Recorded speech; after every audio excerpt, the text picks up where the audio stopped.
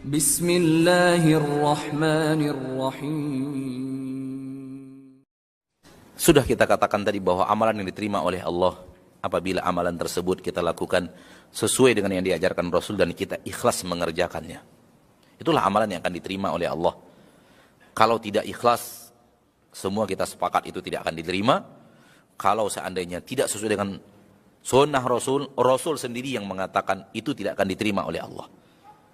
Dan kita tentu tidak ingin amalan kita tidak diterima oleh Allah. Sangat tidak ingin. Karena ketika kita sampai di akhirat nanti, hanya satu yang kita inginkan. Amal saleh. Amal kita yang diterima oleh Allah, itu yang kita butuhkan ketika kita nanti di akhirat. Alangkah ruginya orang-orang yang terlalu rajin beramal amalan yang Rasul tidak ajarkan. Sehingga ketika nanti bertemu Allah di akhirat, ternyata banyak amalan yang tidak diterima oleh Allah karena tidak sesuai dengan apa yang diajarkan Rasul. Oleh karena itu, mari kita jaga amal kita. Dan kita nasihati saudara-saudari kita agar beramal sesuai dengan apa yang diajarkan Rasul saja. Jangan ditambah-tambahkan, jangan dikurang-kurangi. Menguranginya enggak boleh, menambah juga tidak boleh. Sebagaimana tidak boleh menambah rakaat salat dan mengurangi rakaat salat.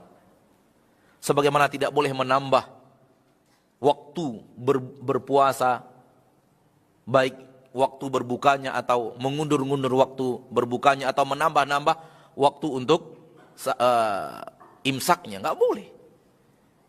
Agama sudah diatur oleh Allah dan Rasul sudah mengajarkan agama itu secara utuh dan secara sempurna. Ikutilah agama itu. Abdullah bin Mas'ud mengatakan, ayyuhan nas ittabi'u wa la tabtadi'u faqad kufitum. Wahai manusia semuanya, ikuti saja apa yang sudah ada dan jangan kalian buat hal yang baru. Semua agama ini sudah lengkap diajarkan kepada kalian. Dan Abu Bakar berkata, tidak sampai kepadaku sesuatu dari Rasulullah melainkan aku amalkan seperti yang diamalkan Rasul, karena aku takut ketika aku berbeda aku akan sesat, kata Abu Bakar radhiyallahu an. Ketika sampai kepadaku dari Rasul, aku akan amalkan seperti itu karena aku takut kalau aku melenceng aku akan sesat. Itu Abu Bakar radhiyallahu anhu wa ardhahu.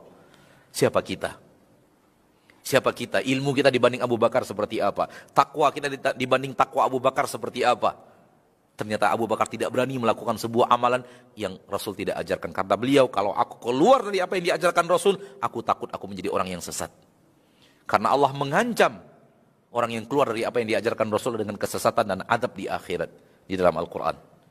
Semoga Allah menjaga kita, menjaga orang-orang yang kita cintai, menjaga umat Islam untuk dikembalikan, untuk memahami dan mengamalkan agama ini. Sudah cukup dengan apa yang diajarkan Rasul dan diamalkan Rasul bersama para sahabatnya ketika beliau hidup.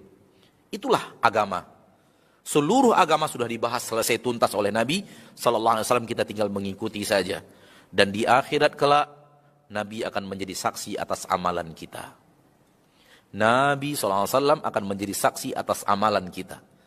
Maka alangkah bahagianya orang-orang yang berusaha terus mengikuti Nabi dan bertemu dengan Nabi sallallahu alaihi wasallam di akhirat. Dan ternyata orang tersebut banyak amalan yang sesuai dengan apa yang diajarkan Nabi.